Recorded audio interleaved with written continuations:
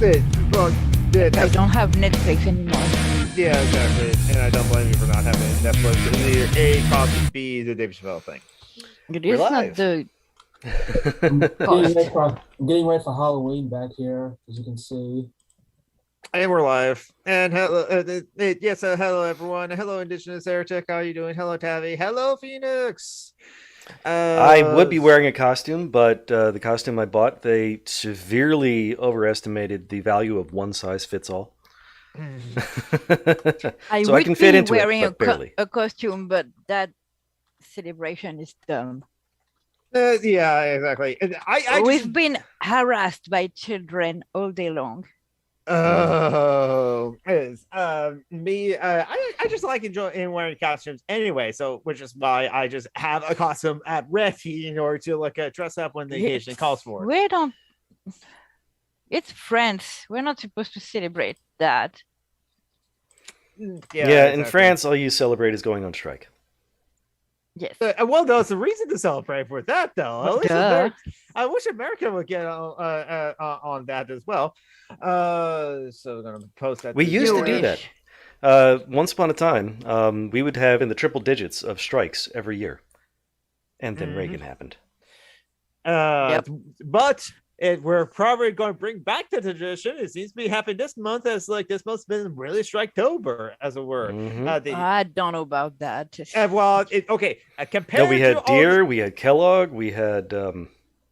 I know we had. Those. I mean, and the IS was threatening to strike, but like they didn't because they came to a tentative deal, as it were. And some people are thinking they should like hold out more, as it were, especially since like those streaming entertainment systems, they would have actually stopped that entertainment and like industry if they did actually hold out for like more benefits or better benefits, as it were. And that's one thing that Robert Evans has like talked about in like many business places on the worst year ever, and it could happen here Daily Pod, which everyone should please listen to. The worst year it could happen here, the Daily Pod, especially this week. Some interesting things happen, like how in France, because of like when the breads were drugged or something like that, a whole town in France in 1950s France got like were tripping on acid. What? The CIA, you can blame the CIA on that. Okay. Well, you can blame the CIA for pretty much everything. Yes. There was also, they mentioned that episode in the 1950s in New York City. They were like spraying like heroin out the back of a pickup truck in a largely mixed race, mixed cultured, depressed communities, as it were. So if it weren't for the racism, they have money to waste. Yes. Or good drugs. I don't know. The heroin. No. Well, yeah. Don't do heroin, kids. I do pot. Pot is perfectly fine. Pot is fine. It's not for me. I shouldn't say that it's not legal in my country, but yeah, that's right. There's so oddly enough, it's kind of interesting how like it's not federally still. It's still state by state. There are some states where yes, you can get weed legally. Some states you can. Some states it's only medicinal. It's slowly but surely is going to be like state by state. Eventually, all states would. Even Florida, a red state, is like it's pot has been legalized too. Oh yeah, we have medical. We just opened a new medical marijuana clinic here in Tallahassee. So see, that's one front on which you are more advanced than France in the US. Yeah. Even research is forbidden in France. Mm-hmm. That's been the problem for the longest time too, where it's just like, and there have been like medical researchers that would love to actually like study all the claims that like the stoners would have about like weed and how it relaxes some people and how it calms them down. No, but you don't need to be a stoner to take CBD. Exactly, but there was so much, and it's still illegal. And actually, the European Union Human Rights has condemned France for the interdiction of for having forbidden, yeah, for having forbidden. Fuck that language. Yes. Fuck that verb mostly. Yes, but because they forbade CBD in France. Yeah, we are not even allowed to make research on it for medical purposes. So Yeah, and that's the thing. When you deny medical research, you're just asking for like ignorance, as it were, and it's like I mean, that rather will be addicted to opiates. Someone got the death penalty, and I think Because I can get opiates if I want. It doesn't work for me, but I can get it if I want. I have some. Actually, I have codeine and paracetamol. I mean, Joanna Roberts, who has the link, so hopefully she'll will be joining us soon. As we're forbid that verb, David. But like, yeah, she's. What has he said now? Just that forbid that. Oh, forbid that verb. Yeah. Please. Yes, but like Joanna Roberts, like.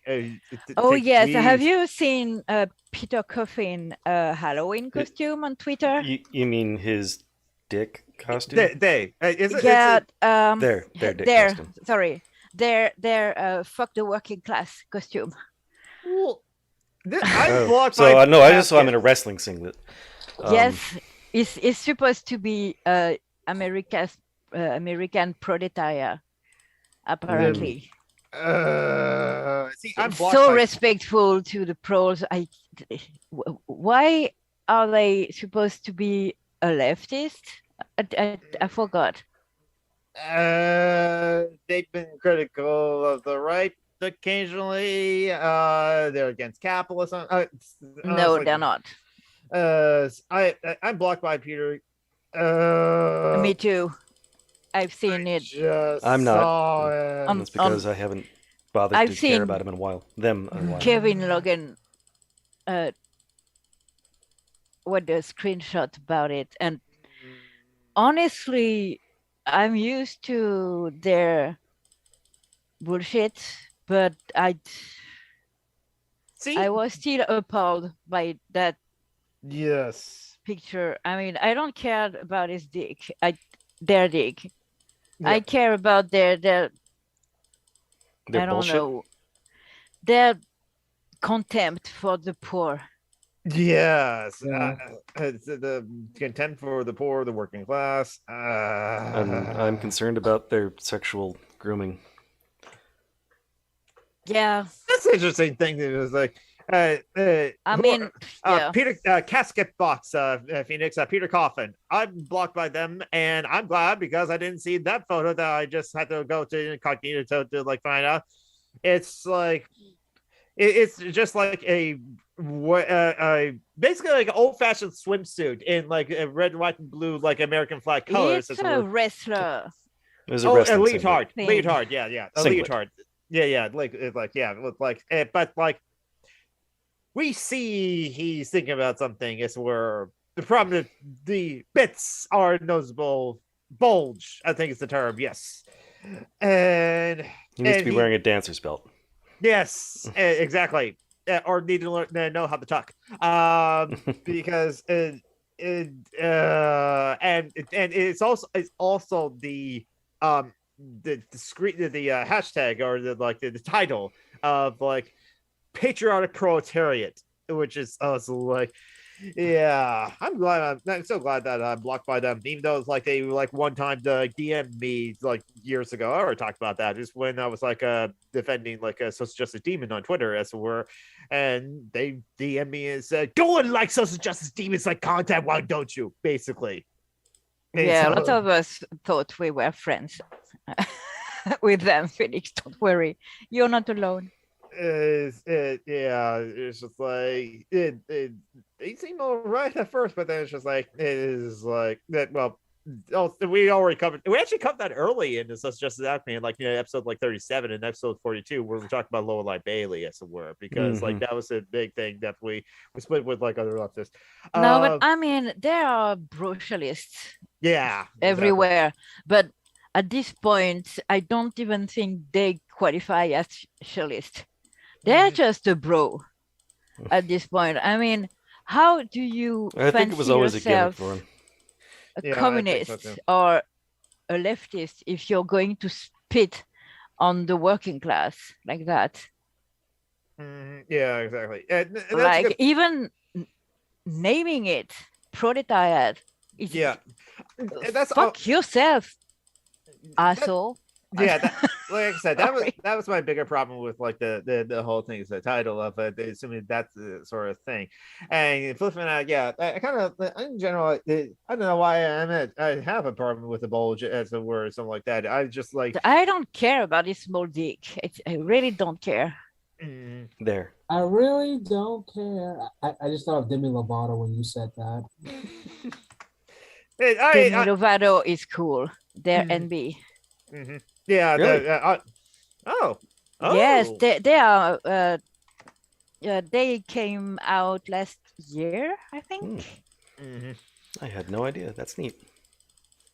Speaking of awesome people, we probably should like get the Patreon list up so we can like thank them and then towards the beginning of the show, and also this beginning of the show. I forgot. So much of everything is screwed up because I was using OBS to host our thing last night. Oh, you were using OBS to like host Yes. Dungeons and Debacles. I see. So that's why this. Yeah, I saw the notification when I woke up this morning, and it was 5 a.m. when the notification came. So it was a lot of fun. This is Julius. For once, I was sleeping. This is Julius here. I can't substitute today for her voice. You can't what? I can't substitute her voice. So when you say hello, Mylin, I can't do that today anymore. Yeah, Isaiah's been doing that whenever we're taking the patrons. Isaiah's been like, and remember, imitation is the most sincere part of flattery. I haven't yelled at Mylin in a long time. Stop. But it was like one time, and we decided to like, and it was amusing to us. It was not one time. Let's be honest. Okay. I did it several times. All right, so I got the patron list up. So first up, Malign. Okay, I have a quick thing to say about that. I know you don't mean bad, John, but she's a trans woman. She chose her name. All right, I'll fix it. Fuck my name if you want to fuck with someone. I don't care. I don't even like it. But you know what I mean about Mylin's name. So Mylin, and then next up will be Thank Marty. You, babe. Thank you, Marty. Who's in the chat? Marty. And then we have Ellie. Thank you, Thank you, Ellie. And Yo. Thank you, Yo. Thank you, Yo. The fuck boys. Yeah, and I don't mind being boys. Yeah, I don't mind saying fuck boy either. So you can mess with my name all you want. And Tim. Thank you, Tim. Thank you, Tim. And Von Reck. Thank you, Von Reck. Who's gay. And who's gay, and now he's been often working on Sunday. So ever since we switched over from Saturdays to Sunday, oh, that's why we don't see him anymore. Yeah, we mentioned like see him one time towards the very end of the stream, but he still says but he still loves our show and still supports our show, so we'll be like and stuff like that. Well, we miss you, Von Reck. So yes, we so much appreciate the support and everything. Thank you very much for all the people who support us, but also don't forget to do the normal things to help. Like I'm not a patron anymore because you're on the show. I have money issue about that. So I finally opened a new bank account. So starting the 5th of November, I will have my money on a separate bank account, and not everything is going to go into the overdraft fees. So I'm not out of the woods, but mostly I'm back on my feet. So it feels good. It can be hard. I'm trying to get over my OverFans addiction. So Isaiah, you're saying that like if Julie opens up an OnlyFans, you will be one of her like followers, right? Maybe. I mean, it will be my feet, so. And hey, if Isaiah's into that, then that's cool. I don't have. No, 255 AD. It's not supposed to be spooky. It's spoopy.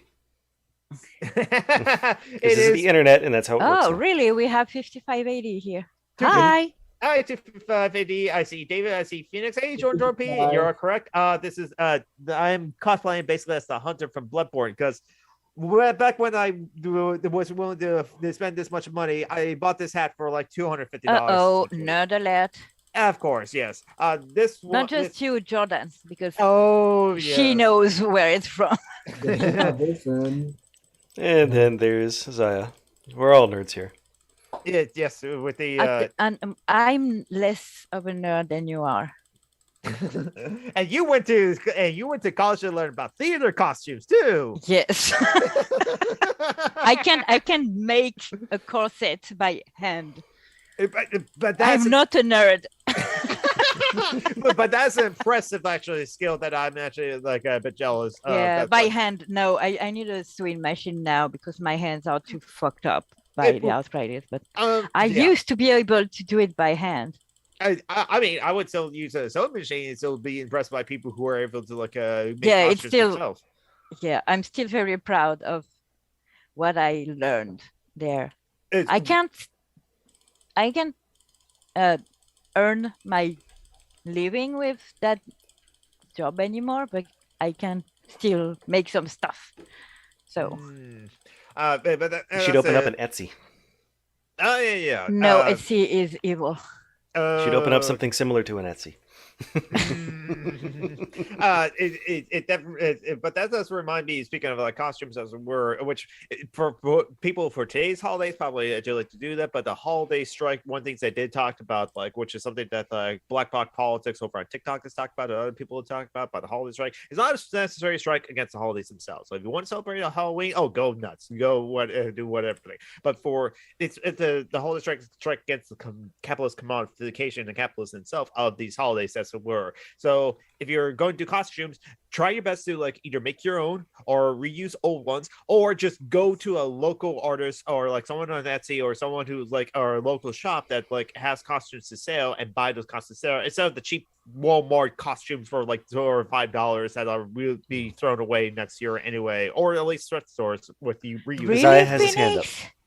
Yeah, I was gonna Phoenix is Team Prince Hans versus Team Elsa. Okay. If you don't know what I'm talking about, just ignore me. Team Alsana. I'm about to Phoenix, for real? Shush. Let Zaya say something. No, I was gonna say I'm gonna add to John's point because I bought that DS9 costume off of eBay. I got this phaser off of eBay, and I got the tricorder from eBay, and I got the lights from the tricorder from an Etsy guy in Canada. So. Yeah, exactly. So and also again with the all strikes, if you're able to do so and able to participate, so with that, totally understand if you can. And I got some of the pants and the shoes from Goodwill for my costume. Oh yeah. I bought like stuff out of a thrift store. So it's just actually for when I cosplayed as like the Blues Brothers or the Men in Black, that suit jacket I wore was like I got it for like just $10 from thrift store, and it fits great still. I bet it still does fit great. Kind of tight though, but so also for like I guess for Thanksgiving, well, I'm fine striking against that holiday anyway because of like that holiday. Give money to local artisans. Yes, exactly. And we struggle to make ends meet. Yes. Well, this Thanksgiving, my birthday is actually the same day. So if you don't want to celebrate Thanksgiving because of the racist Native American part, celebrate my birthday instead. Donate money to Isaiah needs to move and get a better job in somewhere else in Florida Foundation. Or find out there like whose land you're on and like learn about their history as it were. But not at least do that year round, not just like on this big thing. Or do the soup kitchen thing and give food to like people who need, because they're definitely people who like want the food as well. And then like and for Christmas, like try your best to either make gifts or buy locally. Don't buy from the big box stores as it were for like the Christmas to participate in the holiday strike if you can as it were. I have actually not bought from big box stores. I think the last time I did that was Toys R Us, and that was like 7 years ago.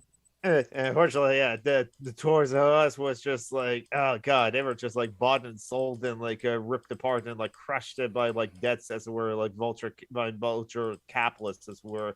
The same thing that happened to Sears and Kmart, and it's just the new age of robber barons. Exactly, and part of the thing, but Sears also like the CEO of Sears was like, I ran absolutists as it were. He basically thinks that competition is the end all be all everything. So basically, he had each of the departments compete against each other. You had Awesome. like yes, yes, because apparently competition is healthy or something. So each department had to like compete against each other. So it was this weird thing where the baby toys would be on sale next to power tools because they were in competition of each other, as it were, because of the day of the sale and stuff like that. No departments were working against with each other to cooperate. They're working against each other, and sales were plummeting. It was like the weird thing. No one was like doing research or and it's like it was all covered in the first early chapters of the book, The People's Republic of like Walmart, where they compare and contrast the competition model that Sears tried and was crushed by. They compare to how Walmart eternally is operate as a planned economy, as it were, and the same Amazon's work as a planned economy. The Pentagon internally is a planned economy too, and all three of them were much bigger and larger than the USSR at the time of its like its reign, as it were. So. And there you go. It's just like, yeah, planned economies can actually work as a word. And there's maybe some utilities to find out about planned economies as were. And that kind of shows you that communists can be better capitalists than the actual capitalists as were. Oh, have you seen? Communism is more productive. Arrows It's not just more capitalist. posted a video this week. Oh, did he? Mm-hmm. Yeah. Excellent. The first We'll have to one watch that. in almost a year. Yeah, I'd noticed that he hadn't done anything. I was wondering what had Yeah, happened. it's about America's foreign policy, and it's an amazing essay. Who posted what? Three Arrows. Three Arrows. Oh, I don't know Arrows, how yes. he manages to talk about shit like foreign policies and not be boring. I blame part on his voice, which is incredibly hot. He does have a really good voice, yeah. Oh, my voice was really good. Your voice is what? I thought my voice was really good. Yes, it's a good. It likes the mic. Okay. Is okay. I'm gonna look at. I'm just checking. I mean, I think people who like their own voice when it's recorded are lucky. I hate mine. Mm-hmm. And hey, Tim, happy Halloween too. What's up, Hi, everyone? Kim. I'm not wishing anyone happy Halloween. I refuse. Okay, yeah, that's fine. It's just because I'm French and a bitch. That's I very would true. actually like the celebration if it was in my culture, but Mm-hmm. Isn't Halloween in French Joan of Arc Day? what? I don't know. I just thought Joan You of don't- Arc. Do you have a Joan of Arc Day? I had no idea what you're talking about, so no. We have the 1st of November is All Saints, so Mhm. we mostly go to the cemetery. It's not a really joyful day, but it's a bank holiday, so no one works. Mm-hmm. Okay. I finally sent a message to like join. She's just a little busy, and she will like join us shortly. And enjoy the Indigenous Heritage. If you want to join the conversation later, don't forget that you have the link too as well. We'll talk to that one. Yes, that I thought. I know you think my voice is sexy, but it's because of the accent. And what's wrong with admitting that like your voice is sexy because of your accent? No, it's not. I don't have a problem with that. I just hate my voice when I hear it not in my head, you know? Is it Duran sexy? Duran isn't sexy. But they're hungry like the wolf. Yeah. Dave Gahan from Depeche Mode is sexy, voice-wise, I mean. I guess you guys think I'm like crazy. Yes. No. Mhm. No, I just sometimes That's why we keep inviting you. He's like, yeah. Oh, there's that. We like you too, so that's why we keep inviting you too. We don't What's like crazy people who are is the response to this normal. Girl Guide tweet. What? Girl Guide. They're like Girl Scouts in England or the Oh, UK yeah. generally. They tweeted out, "This week is Ace Week, a time to raise awareness and understanding of the asexual community. So here's a shout out to all of our asexual volunteers and members. Thank you for everything you do in girl guiding." And then they've got a little finger painted, looks like ace rainbow, and the replies are fucking awful. Whole bunch Well, of of course they are. shitty people coming in and saying, "What is wrong with you? How could you introduce girls to the horrors of asexuality?" Like when we fuck, we're sluts, and we don't fuck, we're what? Prudes. Yeah. Sluts. Oh, right. We can. No, slut just means a disobedient woman. That's all it really means. Mm-hmm. So being called a slut because he didn't. Oh, that's right. Because you didn't sleep with me, skanks. That's where. Yep. And it's just so strange as a word. Yeah, and that's so true. Actually, Phoenix, many people keep the spirit of Halloween in their hearts all year long because it's their favorite holiday. But that does. You see, it's weirdos like that freak me out about Halloween. I have friends who freak out when it's the 1st of August and they're like, Halloween is soon. And I'm like, no, it's not soon. Stop it. Do you know what? Do you know what April is for me? Did I Easter. already tell you guys what April means? What April is? I don't recall it. It's Avril Lavigne month. Oh my God. Because Avril is April in French. Yes, it is. I was about to say it's like that was probably her birthday David month, which is says that he thought slut meant Mehmet. It's exactly what it means, but it's in Turkish. and I'm gonna put another link into. Yep, the it's chat only already. appropriate to teach girls to not have sex. It's not okay to point out that some people don't want to have sex. Is and I think girls are supposed to want the dick, but not get it. Something like that. Yeah, exactly. Because like it's up to the men to determine if like she's worthy of it or not. Yeah, Honestly, because- I'm not going to go into my very disturbing past as an asexual teenage girl, but honestly, people in general think the dick is magic and will cure anything. hey, they do. And if you don't want a dick, yeah, you're weird. yeah.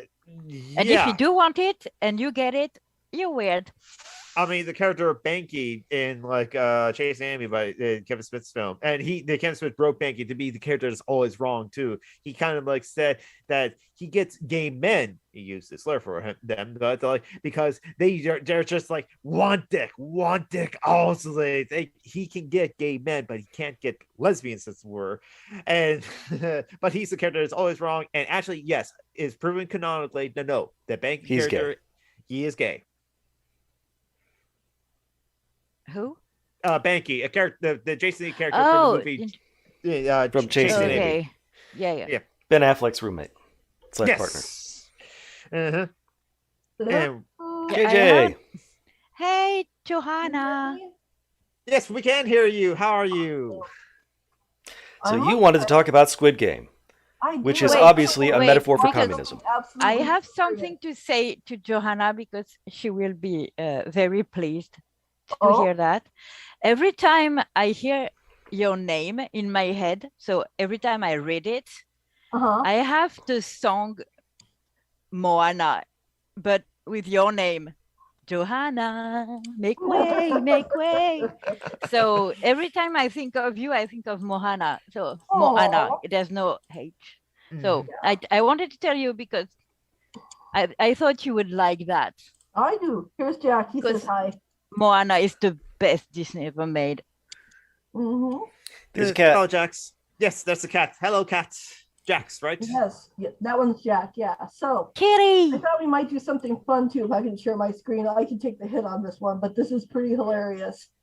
You guys have seen Squid Game, correct? I have seen not. Squid Game. I forgot to watch Want to it. watch Ben Shapiro's review of Squid Game?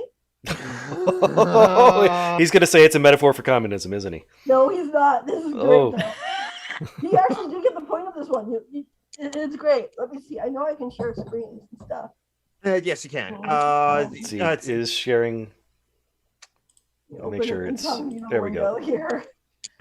Yeah, that one like it gives like the Ben Shapiro. Oh, what? S P word. P word stands for like a female genitalia.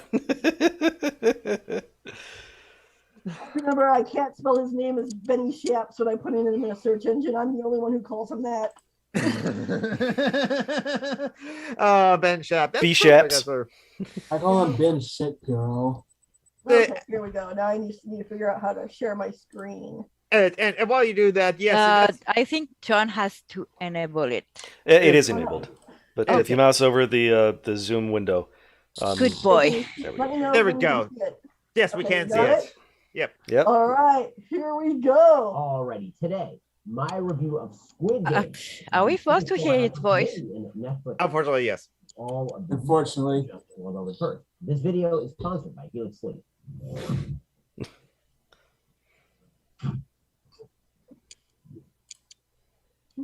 First off, I am Ben Shapiro. I am going to review this game. And you want to watch this very disturbing show, and you don't want to know what's about to happen, then you really should watch this review until after you've actually watched the show. Unless you're producer Elliot, in which case you're screwed because you actually have to film this. And well, tough.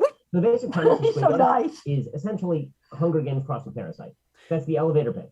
It's basically a guy who is living in poverty. He is divorced. What? Bad relationship with his ex-wife. Oh, yes. No, he's correct. Gambler. This is where it starts like going himself. He's a derelict. Gambling. I was just thinking that with. He meant degenerate, not derelict. I understand why his wife's pussy is always dry. Yeah. His voice is the opposite of Three Arrows, is what you're saying. That voice is just terrible. But yeah, I like that pause. Julie throwing shade. But yeah, this is where he starts going south because it never takes long with him, right? But Gi-hoon has a gambling addiction. They make it very obvious because he can't even buy his daughter a gift normally. He has to go use the claw machine. Here, Muppet, you absolute nerd. He's fallen into tremendous amounts of debt with a gang, with some sort of mob, and he eventually is approached by a man in a subway station who. Okay, first of all, but okay, here's the thing. To me, when I first saw this man, it's a smarminess about this man that to me, even though he doesn't look like him, that's the Korean Pete Buttigieg right there. With the smarminess of the Pete Buttigieg, as it were. Pete Buttigieg would go around slapping poor people too if he could get away with it. He would, yes, absolutely. Okay. There's also the dude from Train to Busan, if you guys have ever seen that. It's a Korean zombie flick. I have watched almost none. I've watched almost zero Korean cinema. I have seen Parasite. Parasite's a great movie, by the way. Parasite, yes. Okay, Betty Shaps, let's keep going. With him. And the stakes of the game are that if he loses, then the man gets to slap him in the face really, really hard. And if he wins, then the guy gets him money. So this goes on for a few rounds, keep losing. I looked at the conversion, 100,000 won is about $80. So every time he wins, he's going to get $80. And finally, he wins some money. And the guy hands him a card and says, if you want to play more games like this, then let me know. He, of course, decides that he's going to call the number. He ends up being kidnapped, sort of, and taken to a place where they play these children's games. And there are going to be 6 rounds of the children's games. And if you make it through all 6 rounds, then you win this massive pot of money. What they don't tell you is that if you lose the game, then you die. So be very... Wait, please, pause. I haven't seen the show, and I have absolutely no fucking clue what it's on about. Okay, do you want a quick summary? It's a contest where you play children's games. No, I just don't understand what he is saying. No. I'm pretty sure if any of you explain the show, I will understand, but he is explaining the thing, and I don't understand what he's saying. He's got a very odd cadence. Yeah, and an awful voice too. And so he's a weird dude. Okay, so Gi-hoon is a gambler who's down on his luck. He gets invited to the series of games that they tell him that you got a shot at a $38 million cash prize. Yes. So he and 450 6 other people sign up for this game thinking, it's just a random ass game show with a big ass prize, right? And they get the contract, and the contract says, well, if you fail, you'll be eliminated. And everyone's like, okay, so you just sit out in the corner? No, elimination you die. is getting shot in the head. So it's basically like Hunger Games, in a way, but the people choose to come back because they're all in such dire straits. Yeah, exactly. It's like I haven't seen or read Hunger Games. I'm a grown ass woman. I'm not watching that shit. But Hunger Games is a mix of Running Man and the Truman Show. So that's basically okay. I've seen those. But it's like the most dangerous game, Battle Royale too, which is it's kind of a concept. You pit poor children against each other. Too. Yeah, it's kind of like a Coliseum game, like Gladiators. Think about that. Like, these people don't know their lives are on the line at first. Yes, at first. Well, except Gladiators didn't die. They were very valuable commodities. Some died. Yeah. There was blood sport, but. Oh yeah, the ones that were really, really good at it could earn their freedom and were like rock stars, and they would sell their sweat. But first episode, we have them play red light, green light, and everybody who moves during the red light phase of the game is immediately shot by snipers. They die. You kind of see this coming, frankly. Like if you knew anything about the show, or if you had any idea of where this was going, this is not a giant eyebrows. The first episode is not particularly boring, but it is. Is it me or his head is really big? No, that's just the yarmulke. Yeah. Oh my god, this head is huge compared to his shoulders. I know, and his eyebrows are just so weird. I don't know. I don't mind his eyebrows. It's just as someone who draws people who have been, I was a fashion designer, for fuck's sake. The size of his head it's scaring me. Would Ben Shapiro make a good Vulcan? He would be evil Vulcan, but he'd. I mean, there are a lot of Vulcans who are assholes, so why not? Yeah, but exactly. I thought. I think that was anti-Semitic there. Are supposed to be. I think Vulcans are supposed to be logical, right? Mm-hmm. Yes. He's just a moron. Yeah, despite his whole facts, don't. Are there moronic Vulcans? Yeah. I can see this. But yeah. We're 1 minute in and we keep pausing it, but trust me, this keeps getting awesomer and awesomer. It's so funny. Jack, if you're not going to pop. Very much like Battle Royale, the Japanese precursor to Hunger Games or Hunger Games itself. As the show goes on, the games become more and more scary. You have a couple of other characters who are introduced. You have a young woman who's escaped from North Korea, who's essentially attempting to win the money so that she can give the money to a trafficker to get her mom out of North Korea, and also so that she can afford to buy a house with her younger brother. You have a mob member who is attempting to pay off his bad old debts. A crazy woman whose backstory you don't actually really get. You have a friend of the main character. That's like a real reductive view of Han Minyo. I'm sorry. She's like, yeah, exactly. I agree. I mean, there are people in Korea that are criticizing her writing for being kind of misogynistic, and I get that. But I also get exactly what type of character she is, where she's a lower class Korean woman who is extraordinarily smart, who's never had a chance to go to school and study. Yeah, and she's just like using her whatever she has in order to survive in the situation she is in. Come on, Joe. You know that lower class woman equals crazy bitch.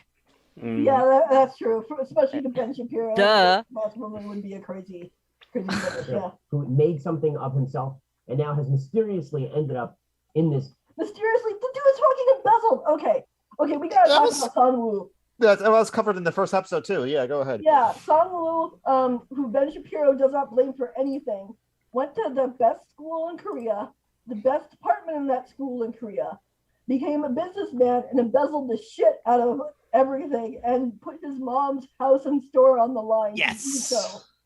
Yeah.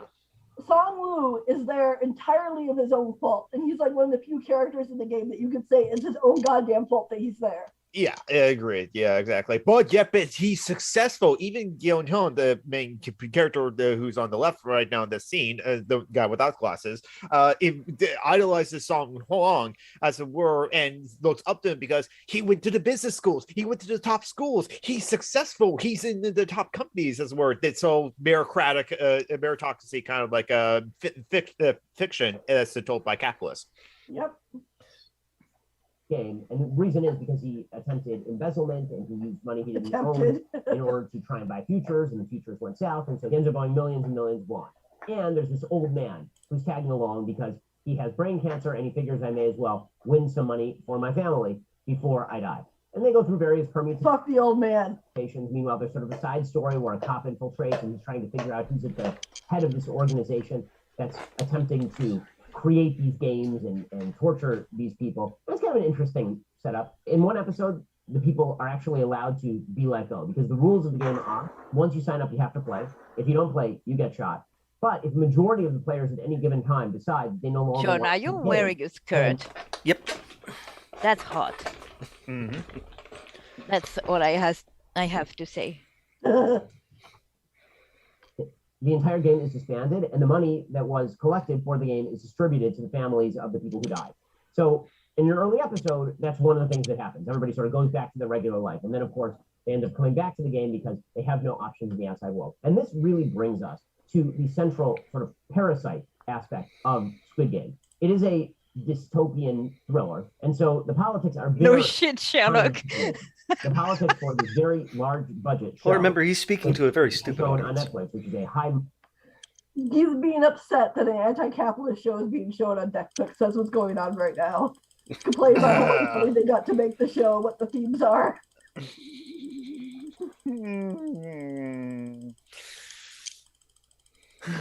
See why I want you guys to watch this. This is fucking hilarious. That's in all the worst ways.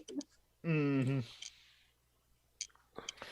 Market cap tech company are extraordinarily far to the left. The basic idea is that capitalism provides so little opportunity that you would rather play a game where you might get shot just to make money than live out your life in the regular world.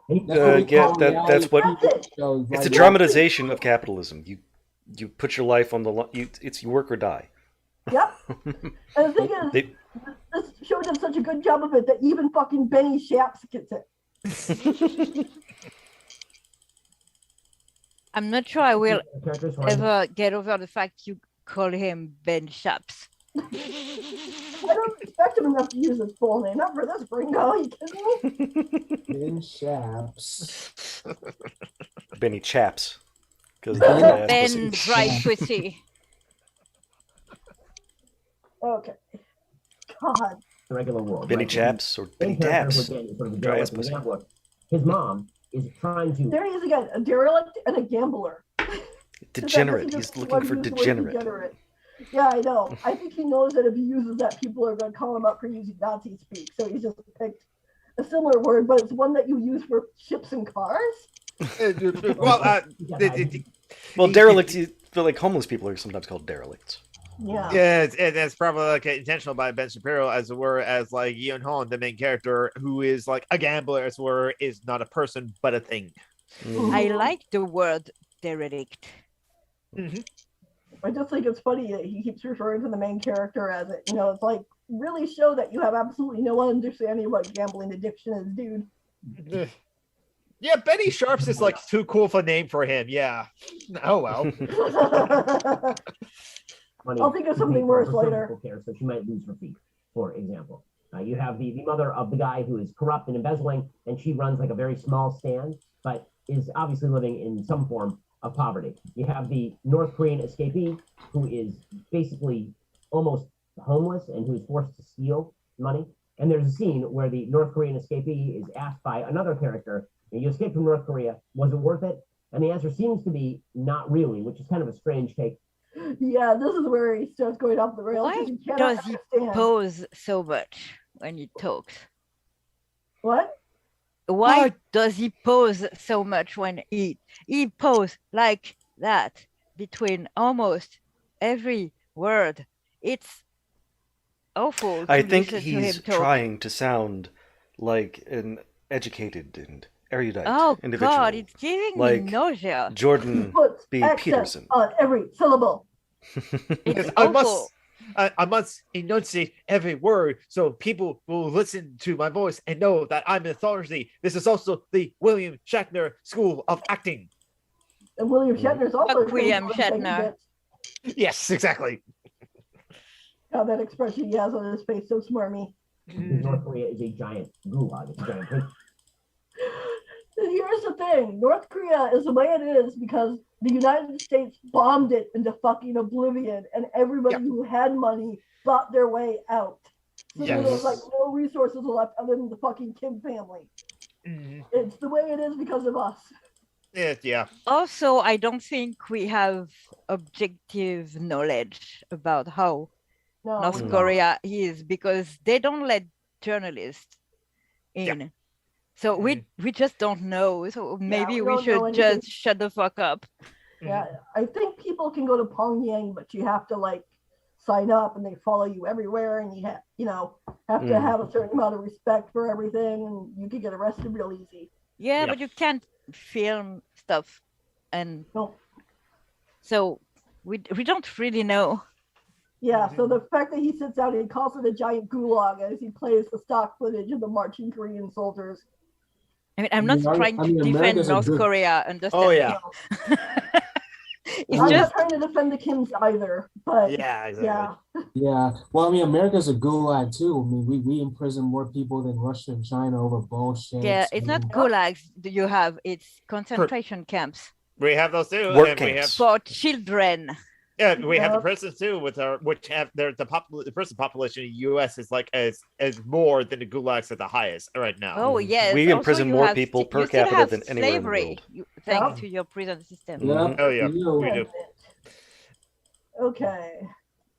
So, no matter what you think of South Korea, it is not comparable in any way, shape, or form to the lifestyle in North Korea, where people are on average several inches shorter than people in South Korea. Because what is it with him in height? It's about diet and no, not just like them calling. Like I get that. That is true. There are smaller people there tend to be shorter just because the diet's bad. As someone who's 5'2", I fuck you.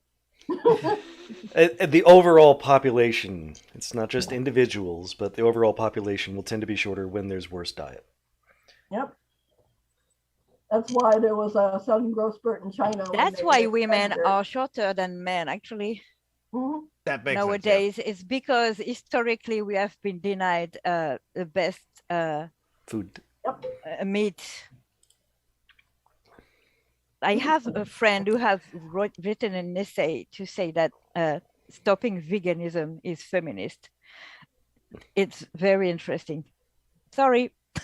Go on. Well, I might actually agree with that, but I have thoughts about vegans that come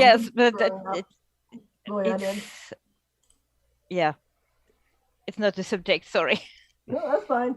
Malnutrition. Also, if you make a show criticizing the regime in South Korea, it goes viral and ends up on Netflix. If you create a show criticizing the regime in North Korea, they strap you to the front of an anti-aircraft gun and then open fire. Where did he get that? That was something that Kim Jong-il or Kim Jong-un, I can't remember which one, did that to a family member to... Yeah, that they said. That doesn't mean that it actually happened. Mm-hmm. That's the thing. They can say they tied somebody to a tank and shot the tank into space. It doesn't mean they did it.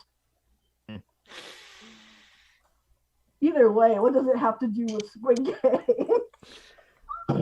So that seems to be a slight difference. That was weird, Elmo. Which is that if you are poor in South Korea, there is no way up the ladder because capitalism is evil. And there are a bunch of kind of notes that are put into the show that underscore this very silly theme. One of those notes. Hey Ben, would you want to trade jobs where you're cleaning oil out of an oven for $10 an hour and having to walk 3 miles home at night every fucking night with your fucking feet sore? I don't think. Well, so. Obviously that's because he's a good person. He doesn't. He has earned his wealth and position. He deserves it. Well, I earned my shit too. It's not a lot, so. Yeah.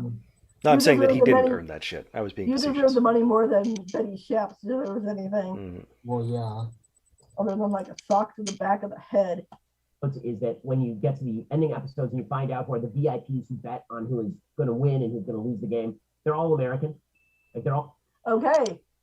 Why are they all American? Who is the controlling business interest in South Korea, guys? 3 guesses. China. It's U.S. United States of America. Cuck philosophy brought this up when you look at K-pop as and look in the history of South Korea. That South Korea was just like Japan after we bombed the hell out of Japan because we wanted to show a sign of force and to bomb the hell is an euphemism. Yeah. Well, we did the nuclear bomb, but it shouldn't be referred to as just a bomb. With several bombs. Well, we did that, but then we incinerated Tokyo for like. Yes, we did firebomb Tokyo too. I have just something. I have no idea what that means, but 255 AD says pet pigs are covering you guys up. Because how it's showing up to the audience on YouTube. I see. We are there, but we're on the side as well, just like I've already fixed it. It'll catch up in about 5 seconds. Guy speaking Mandarin. Yeah.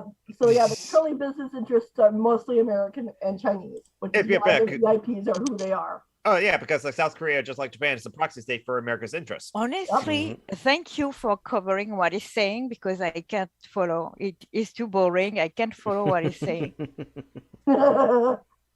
So thank you for the summary. Okay. The American bad cats, it's really the evil Americans, their capitalist excesses, these decadent Americans who are behind this whole thing. There's not a good American in the entire show. They're just a bunch of Americans who are wearing these glittery masks, a la Hunger Games. And this is supposed to characterize the idea that really South Korean economics is run at the behest of these evil white corporate paymaster. He has no idea how fucking close What? The fuck is he on about? He's saying that they shouldn't criticize America. That's bad. You know what's I know, but no. You know what's so weird about this? I like how this motherfucker is talking about rich people as if he thinks he's rich himself. Like, motherfucker, you're in a fucking... Oh, he thinks he's rich. He's that delusional and stupid. You're in a fucking like a lounge room. You're not in some fucking gold. He's a mouthpiece somewhere. That's all he is. Mm-hmm. He's a moron. Mostly, yeah. But yeah, this is just spoiler. Of course, it's the person who's heading up the Squid Game is the old man, right? So the old man. Fuck you, old man. Yeah. Spoilers. Turns out that he's playing out of fun. He's not actually playing because he is worried about dying. He does have brain cancer. That part's true, but he's the head of a major corporation. He's a very wealthy industrialist, and he's a loan shark. Yeah. Mm-hmm. He expressed that totally his role of being so he's a banker. He's okay, so he doesn't even understand what he's watching. No, not really. I mean, he knows he's amazing. Anti-capitalist. Yes. Like, everything else is him pulling out his ass and claiming that he knows all this because he's such a great writer. Have you guys ever heard of True Allegiance? Heard of what? I did. No, I did not know about True Allegiance. Behind the Bastards has a really fun series where every now and then, just to clear their palate, because they talk about such horrible people. Yes. They read from Benny Shapps' book, True Allegiance, which is about how Obama is secretly gay and a communist. Oh God! Because that's the thing. Ben Shapiro, when Cody Johnson of Some More News did a deep dive, where the hell did Ben Shapiro come from? He tried to be a Hollywood writer essentially, and so because he failed at that, he went into the conservative media. And Steven Crowder tried to be a voice actor. Oh God. Well, Steven Crowder also says that he is a comedian too. No. Well, he is. He's just not doing it on purpose. Yes. Yeah. He's funny for other reasons. He's just a dipshit. Yeah, David is like me. He has no idea what it's about. Yeah, and apparently, and George Rapide did a quick Google search that says Ben Shapp as a 20 million net worth. Not sure how true it is. I can't believe that, but it's just like Tucker Carlson. That the billionaires hired these millionaires to be mouthpieces for them. Yep. They lift the boots of those higher up, hoping they can get some more crumbs. I mean, Benny Shapps is closer to. I mean, I like sucking dick just as much as the next girl, but do that in private, boys. No one wants to watch you do it. So people want to watch me. All of this is justified. Squid Game is justified because it is in fact more fair than the actual capitalist economy that is in place in South Korea. Okay, this is a very silly view of capitalism. Capitalism is literally predicated on the notion that you do not get something unless you give something to somebody else. He's basically quoting the front man's speech word for word here, and he doesn't even know it. And he makes it so simple, as if that's exactly how that works. Mm-hmm. As Hayek was thought of suggesting. Of course, he'll bring up Friedrich Hayek. Is that you are forced to The only Hayek I've never thought of was Salma Hayek. I don't know who this other guy is. It's best not to know who the Friedrich Hayek is. He's an asshole. Yeah, exactly. And his philosophy is asshole too. Yeah. So Salma Hayek is better. Oh yes. Salma Hayek. Salma Hayek. I mean, have you seen her? Of course, she's better. Well, I thought it is not because of my, male attractiveness, all that. No, she's fun, she's pretty, and she's cool. Of course, she's a good actress. Yes, and she's a good actress. Mm-hmm. For somebody else because you need something from them. Trade. I like how he just basically admits that capitalism is coercion of consent right here, but he doesn't know it. Yeah. Ennoble. Trade is good. But for people who don't understand capitalism, it comes from sort of a Marxist leaning bent. Capitalism is You were right, Joe. This is funny. I told you. No, seriously, hearing Shapiro trying to explain capitalism and communism is really funny. Like he has a clue what he's talking about. It's so bad. He loses, somebody wins the big pot of cash, and somebody dies. Of course, the metaphor inside the Squid Game is supposed to be that if only the population seized the means of production through majority vote, then all of this would end and we would usher in a new and better world, right? All it takes is a majority vote to stop this terrible system where some people are being murdered. I don't think he realizes that majority vote wasn't even really honest when you're coercing people with a giant pile of cash and have armed guards. I know, right? Mm-hmm. And like everybody sees how you vote. Yeah, that. Limpy, this at some point, this is a bit of like a chud ducking, but like Joanna Roberts wanted to look at share this Ben Shapiro video with us and like laugh at it. Yes, so this is chud ducking. Yeah. Also, does this asshole not know that this movie made a lot of money too? So it's actually benefiting off capitalism. Suck my dick, Vince. Actually, don't do that. I'm not romantically invested. Yeah, no, don't. No, he's going to make it dry. Yeah, he sucks the moisture out of all he comes in contact with. Anyway, You don't want a chapped dick. Of other people. But that assumes that economics is a zero-sum game. But it is. Right? Which it is not. It assumes that capitalism is a zero-sum game, which it is not. He's right about that. The world isn't a zero-sum game. His followers and viewers think it is. Okay, does he understand the meaning of that sentence, though? No, probably not. Just because he said it doesn't mean he knows what it means. Right-wingers do have a zero-sum game view of the world. Yeah. Well, yeah, it's and you could argue that capitalism is. I should say far right-wingers. Liberals not necessarily. Well, anything where you have a victor and you have a loser is a zero-sum game. Well, yeah, I mean, takes everything and someone takes nothing. Well, yeah, I mean, it borrows that whole evolutionary that social Darwinism they've always liked. You know, it's like it's not that they hate evolution. They hate evolution because it conflicts with their religious point of view, but they love the social Darwinism aspect of it, or should I say the eugenics? Well, I mean, because Darwin, I don't think ever talked about.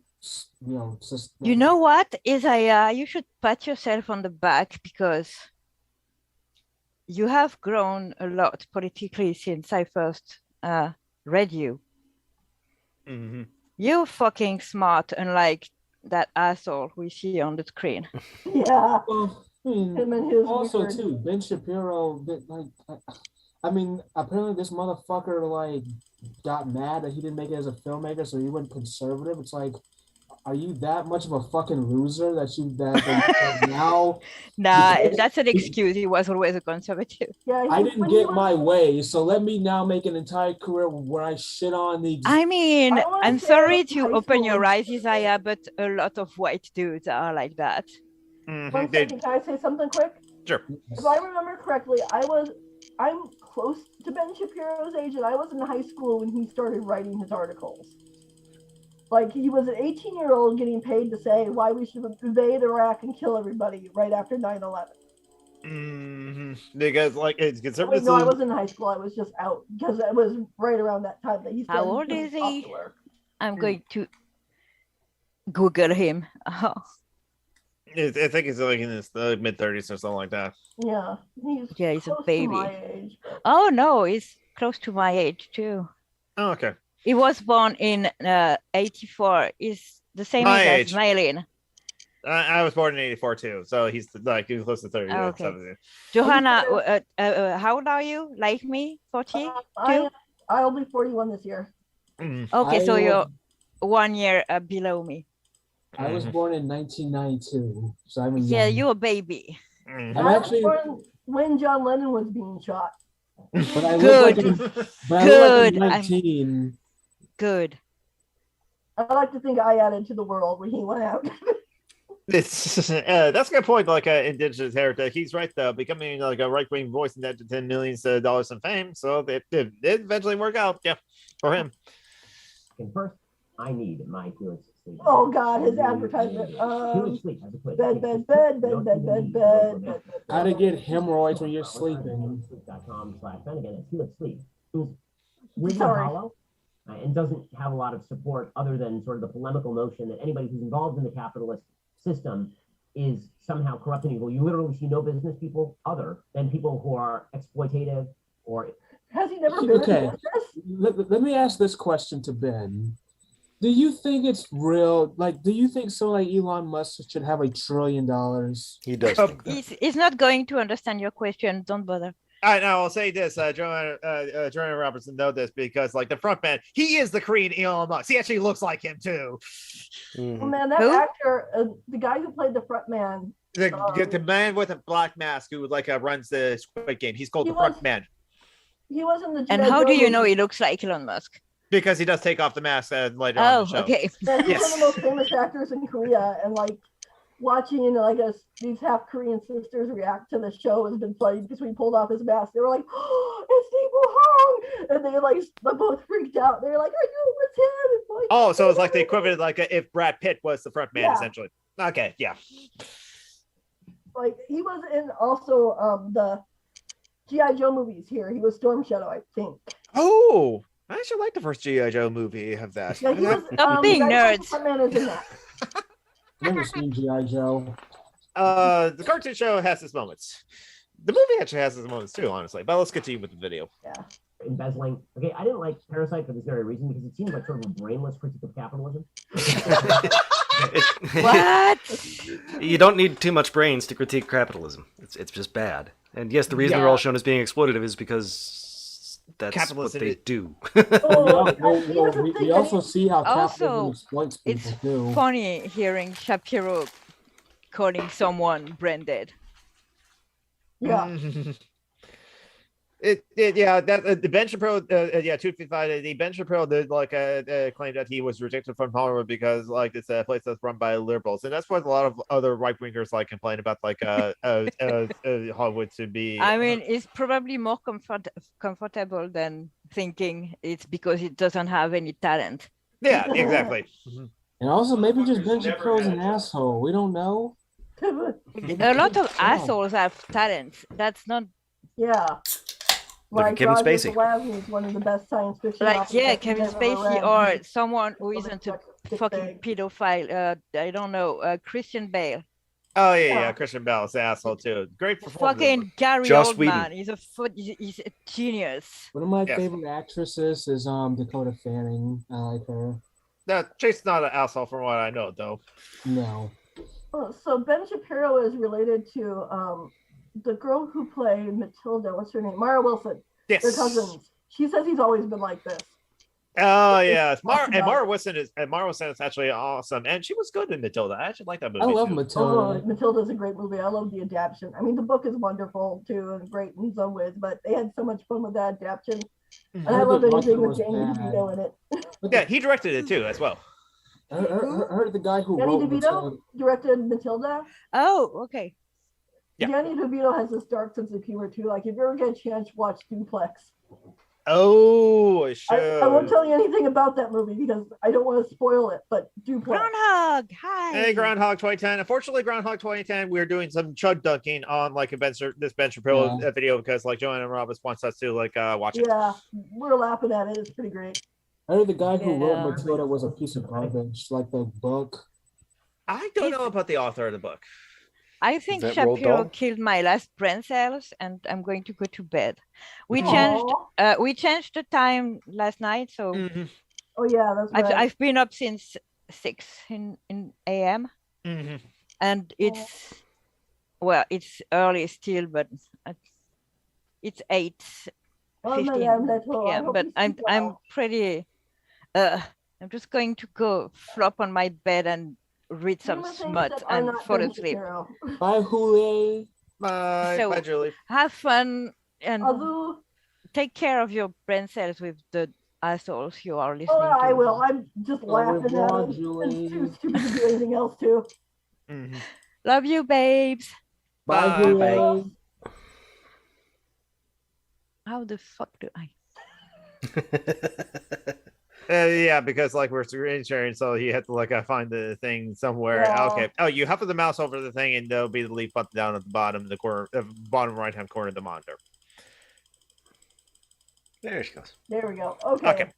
So yeah, Ben Shapiro does the same thing here as he did with Parasite, which I don't know if you know, where he thinks the rich people are good just by virtue of being rich and they do nothing wrong. Even though in Parasite you see those rich people fire people like nobody's business, treat people like shit like nobody's business.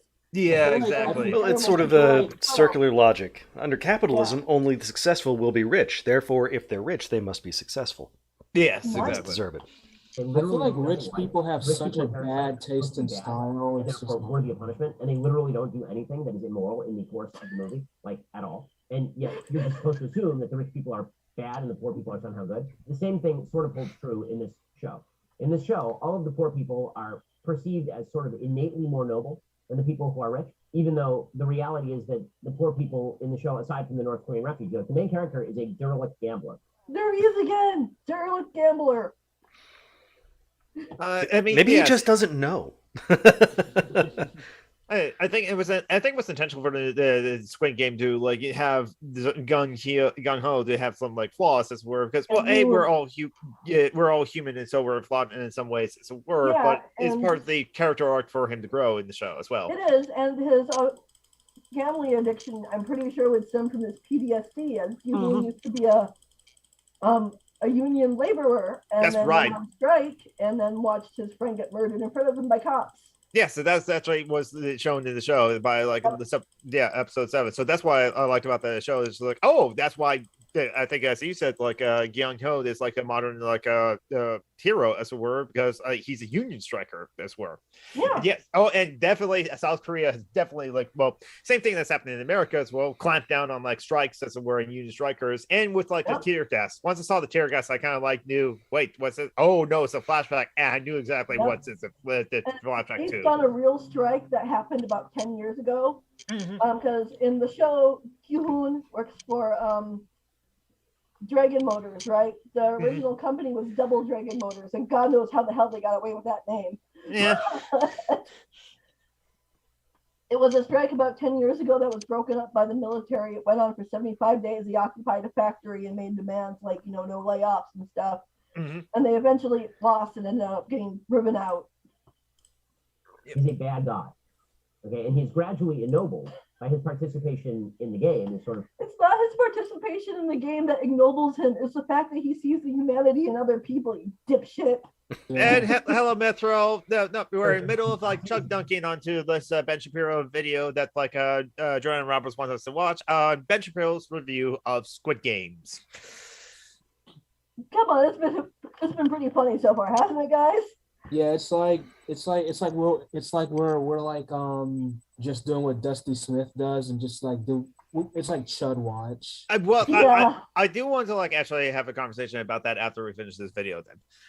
Oh, okay. Participate in the capitalist system are, of course, very, very bad. And so that's the political take on the show. And it seems like that is the message that is now being exported by the South Korean film industry. As far as the actual show itself, like whether it's entertaining or not, yeah, I mean, it's entertaining. It's definitely very watchable. Like, it's extremely gory. There's a very bizarre plot about it. Oh, shut up, you warmonger. Oh, hey, Joey Fireland Deer. Joey Fireland Deer. This is Sarah to join us, connected to audio. So, hey, Joey. Hello, Joey. Hey. How you doing? Joey. Hey, what's up? Nothing much. How's it going, everybody? I'm a little tired.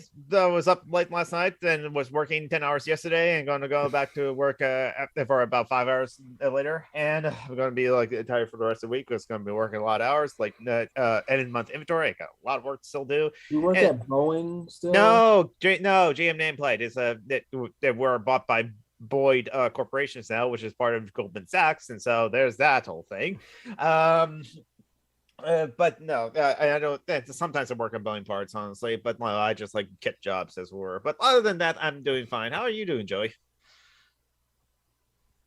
I am doing okay. Okay. I'm sitting here listening and just laughing at the coverage of this particular dumbass. I have this Dringo, right? Mm-hmm. So,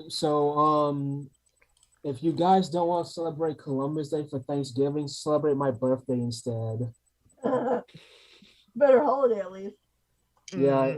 Well, it falls on Thanksgiving Day this year, so. All right, let's continue with the video. Yeah, let's do it. Showing of bodily organs, and it's really graphic and kind of gross. I will say I thought the twists were predictable. Maybe it's because I've watched too many movies, and maybe it's because I've written stuff myself, but it's pretty obvious from the beginning that whoever is going to be leading up the Squid Game has to be an integral character. Otherwise, it has no meaning when you reveal who's leading up the Squid Game. So that means that it can't be any of the young people who get killed. The only person it could be, theoretically, is the old man, really. So I kind of called that one maybe 3 episodes in advance. And also, the other big mystery of the show is that you have a cop who's trying to search. You see, the point of the old guy being the one in charge of it is because capitalism represents itself as a friend of yours. Yes. A harmless friend of yours that can give you what you want. Mm-hmm. Like, everything has purpose, Ben. That's what's going on here. It's not bad writing. It's an allegory. For his brother, who's supposedly been taken into the system, and it turns out that he is a part of the system. That, again, is not super... Again, the Korean Elon Musk. That was the Korean Elon Musk right there. Yep. Like I said, that's more like the Korean Brad Pitt. Shadow too. So, and he does a ton of film work in Korea. So. Well, like, I was watching with like bad CGI, like they did. Yeah. Like they did Marv talking in Rogue One. Super. This is a good He looks movie. indigenous. But overall, Yeah, he does actually. if you had to rate Squid Game in terms of watchability and sort of addictiveness, pretty good show. I'd give it maybe a 7 out of 10. In terms of politics, I give it like a 1 out of 10. And this is the entire point of the video. We can basically stop here after this is all like this advertiser bullshit and everything. Yeah. Ben, I give you a 0 out of 10. Hey, at least you got 1 point. I give it a 1 out of 10 for politics because I don't like it. I gave it a 1 out of 10 because it mentioned the word politics in the movie. I get it a 1 out of 10 because it actually accurately describes like capitalism. To the point when I was able to understand it of capitalism bad, but that's the problem with this because I don't agree with that conclusion. Yeah, like you can see why I wanted to share that. Yeah. It was pretty. Ben Shapiro is. I think it's funny that he still thinks he's a good writer. Yeah, I do want to share that like ultimately. I did enjoy Squid Games actually. I would have like watched it at my own time whenever that is, whenever I get around to it. But no, you really wanted to like talk about it, so I was like, okay, I'll watch Squid Games over this one. But overall, I did enjoy it, even though I kind of like as we mentioned before, it's just like Battle Royale and the Hunger Games, as it were. And there were some of the twists that like I was kind of not surprised, or I did kind of predicted what would happen to the old man at the end of episode 7, but like, and the twist at the end that Ben Shapiro revealed, it's like it was the old man all along, just like in Scooby-Doo. Yep. Not surprising, but you're right. It was actually quite fitting, especially since like the old man would that argued and even asked on in that final scene. It's like, do you still trust people, as it were? And so I enjoyed myself watching it as well. And it was gory as hell too at times. Yeah. At times I still want to root for people, or I want to feel bad for like some of the people who kill. I guess some of the people were just like straight out assholes too. And there's other parts of it that were hard to watch, but no, I still enjoyed. So Joey, did you got a chance to watch Squid Games too as well? Yes, I did. I pushed myself to watch it. Joanna has been on me to watch it. She's like, "Have you watched it yet? Have you watched it yet?" And I'm like, "God damn it, no, I haven't yet. I haven't yet." But I was trying to like squeeze it in between, because I've got like, I don't know, maybe 7 shows that I'm back behind on and catching up to the latest season. And I have to, like, ever since I got Netflix and, well, any streaming service that I have, I tend to binge watch, right? Yeah. So binge watching the Squid Games, I finally got around to it. I went started one the evening before last and then just finished it up yesterday. And I'm happy that I did, because I do like the show. It is one that I totally would have watched all on my own if I had just, been left to it. But binge watching it, I think doing it as quickly as I did made it, I don't know, it's a little soap opera-ish. Yeah, I wasn't expecting that. Like that part of it I wasn't really expecting, but I think I kind of like that aspect of it. Because like now I'm really interested in what the characters are going to do. I'm really interested in where they're going to go now. And, all the stuff that they might get into, especially Gi-hun, now that he's like, he seems like towards the end now he's got his shit together, He's got a fire in him. This is solidified, giving him his purpose in life, and now he's gonna do something with his life, which it's the thing I didn't like about it though is that they're pitting that against family. Like he's having to make this choice between it's either be a good dad or do something about this thing that that is not right. Yeah. And I don't like that they are pitting it against each other. I would prefer for him to be able to show us that he's gotten his shit together, and that is giving him extra added purpose to go and fix this thing that he knows is absolutely wrong that's going on. Yeah, that would have been, I think that part is like kind of the Korean drama thing, because when they go tragedy, they go all tragedy. It's kind of like a telenovela style of storytelling. So the Limpy, my friend in the chat, who also streams online on Twitch, they'll get the Lingmu's the Twitch page up and share it into the chat. But that's just something that me, Tabby, and Groundhog has talked about before about what goes on the left Twitch, and Isaiah is correct that this is something that Dusty Smith does a lot on his streams. Kevin Logan pretty much does it every day on his streams too, and it was what we did called chud ducking. Okay, let's watch this terrible conservative as it were, and make fun of him and laugh at him as it were. Granted, no, Joanna, I did find it entertaining, but I do kind of the Limpy, Tavi, and Groundhog kind of maybe wonder. It's it's a content creator as it were. It's just someone producing content regularly, streaming on Twitch or something like that. How productive is that as a leftist as it were? And I guess let's ask ourselves. Okay, we laugh at Ben Shapiro, but now then what, right? Yeah, laugh at him, and then what? Well, we'll talk about. I think it depends. I think it I personally, I feel like it's just like asking the same question. Well, how's the best way to communicate or try to get through to the far right, like just regular schmoes on the internet, for example? Some people will just flat out say there's no point in you even trying. There's other people who will flat out say, you know what, I used to be a far right winger and I changed my mind, and that came from people talking to me about things. And so there is something to say about talking to people about things. Now, how you go about that is, it just depends on the individual. For some people, you need to be nice to them. You need to like kind of, mollycoddle them along. You need to, try to be super ultra mega nice to them to get them to listen to you. And for other people, if you make fun of them, they are more likely to give up those shitty values. I mean, okay. it just depends on who your audience is. And there's going to be people who listen to it and go, that's not going to work. And there's other people who are going to listen to it going, oh, no, wait, they have a point.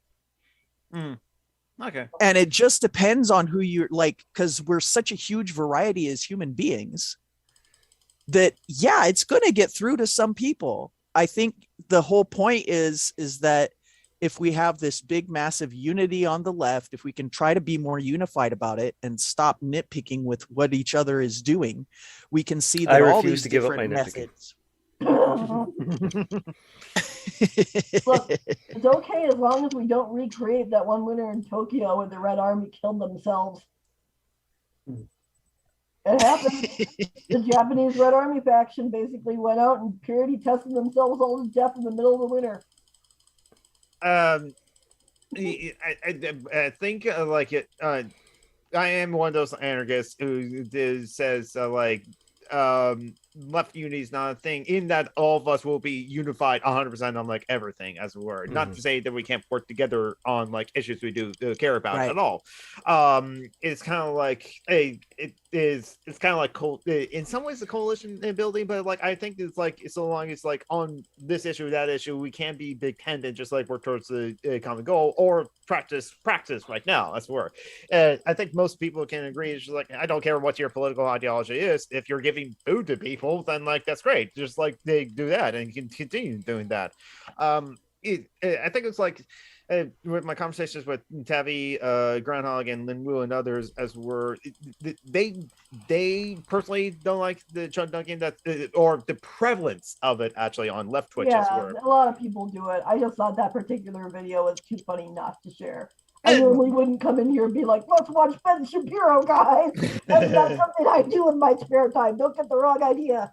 Right, exactly. Yeah, that's a good point. And because there are people like that seems all that they do.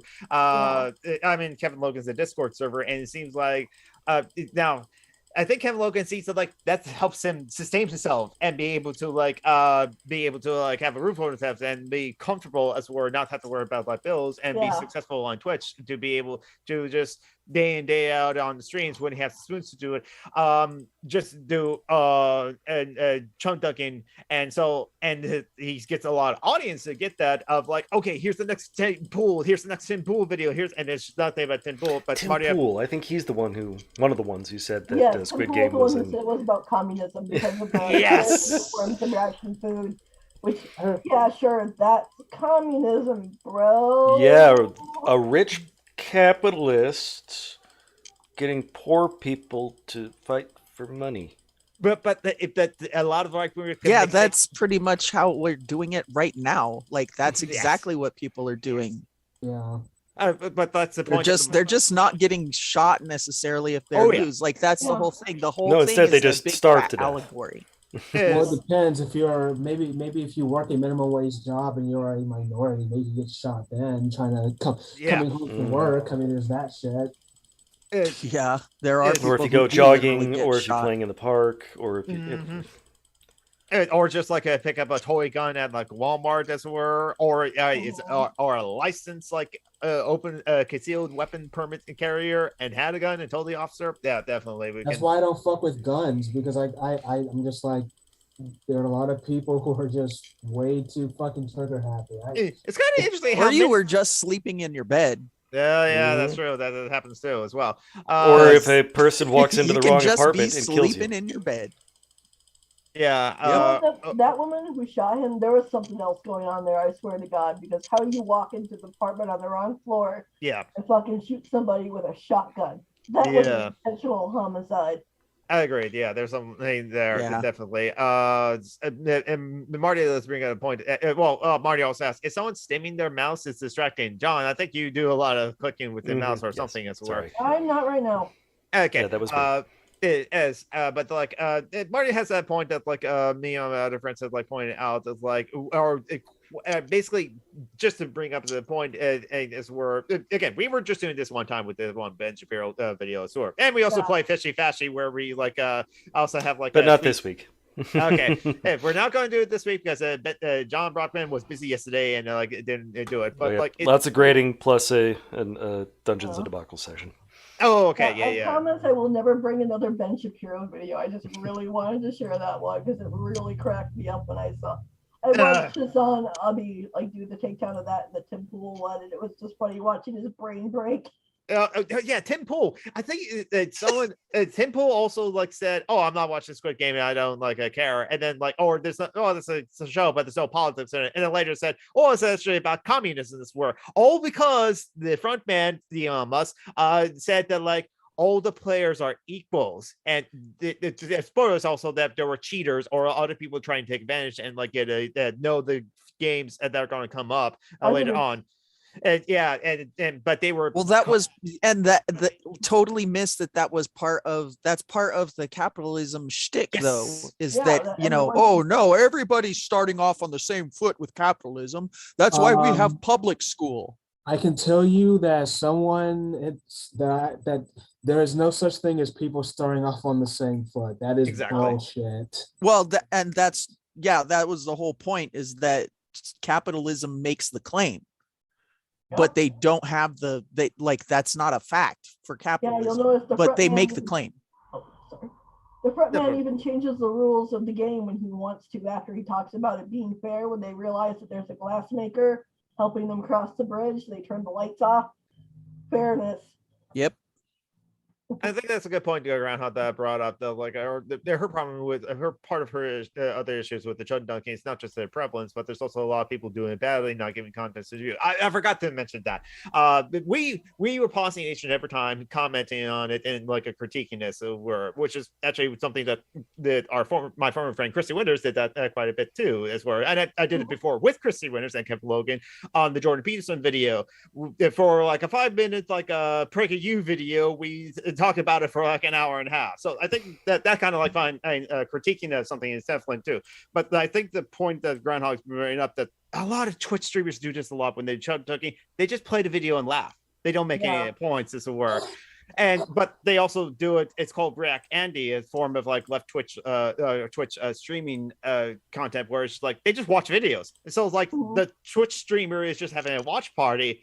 And I'm thinking, okay, good on them for being able to like make money doing that and be successful at doing that. But I would at least like pause it every so often and try to like add nuance and add the critiques to it, or at least what I do and Lynn P does on their Twitch channels is like we'll actually read things. She's been reading W.E.D. Du Bois's Black Reconstructionism, as it were. When I try to read things on my channel, I try to like also add commentary to it too.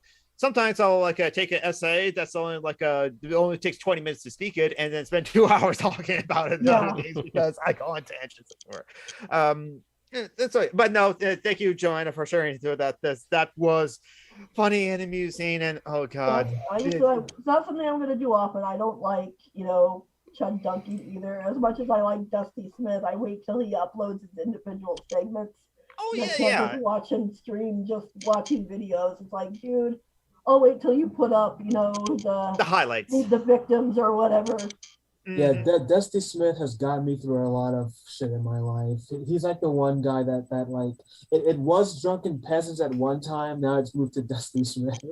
But as we said before, at least Dusty Smith, he's the one person that kind of like either recognize or notice like wait a minute, the group I'm hanging out with is getting like a bunch of Nazis, but also recognize his own issues that he had and like his character flaws, and owns up to it as well and turned his life around for like the better. Yeah, he definitely grew. Which is why we're not like against anyone that's like suddenly left. We question the motives of some people who are claiming to be leftists, or others are claiming are leftists for their benefit, as were, or even people who are just say that they're anarcho-syndicalists, but yet advocate for militarized borders. Yeah, Dusty has put his money where his mouth is, and it's been really refreshing to watch somebody change and mean it. So I'm a fan of his content. I also like his Meet the Victim segments because it's a real stark picture of what being anti-vax can do to you. Yeah. And to be fair, also like Kevin Logan is still our friends, and like I still love his like a Descent of Manosphere videos as were, especially since like in those videos he obviously critiqued it, and at the time he saw no one else critiquing these kind of people as were. Now the Chun Kid's pretty much a thing everywhere. But yeah, I promise I won't ever bring another Ben Shapiro video. I might ask you guys to listen to the Behind the Bastards podcast where they no, that's worth listening to. Yes, that's those are so funny. Like Ben Shapiro is obsessed with height. He brings it up a lot in the video we watched, right? But it's all over in True Allegiance. Like he always brings up the main character's height, and his main character is totally a self-insert, is like a 6'2" beefcake. Yeah, but a lot of really short guys that have a problem with their shortness have that. They're obsessed about everybody else's height. They just are. It's projection over compensation, as it were. That's like the Napoleon complex almost. Yeah.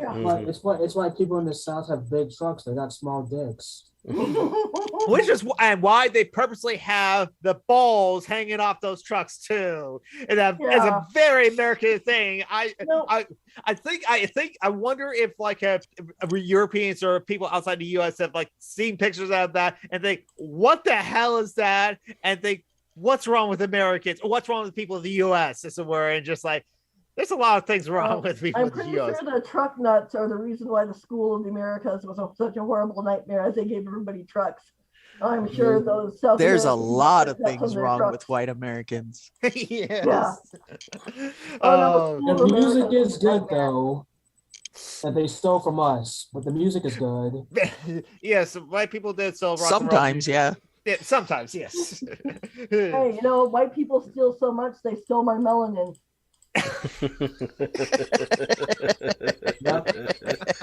Although to be honest though, being a black person, I do not fit in with black people. So I mean, I don't know. What? Black people are not a monolith? Who does not fit in with either gringos or with other Mexicans. So.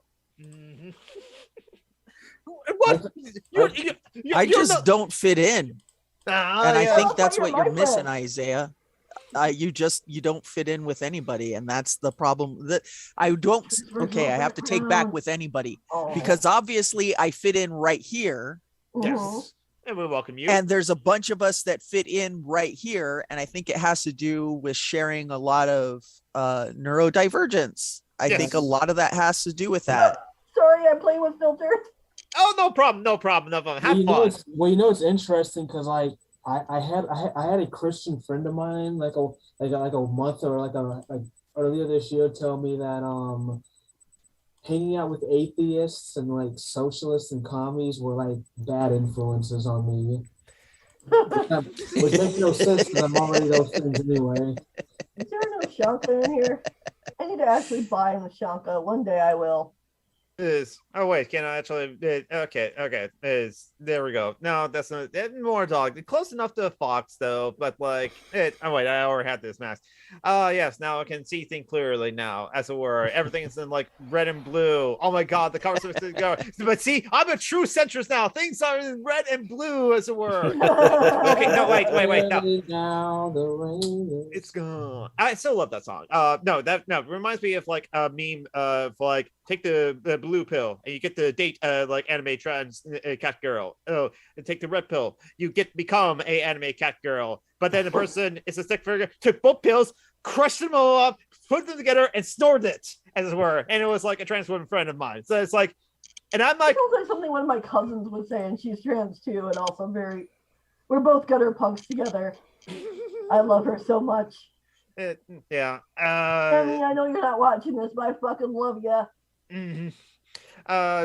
What else? Okay, so I can't really look at anything else. Well, that's like there's like, and it never seemed us in the UK. They would like piss or absolutely rip off of them. Yes, good point.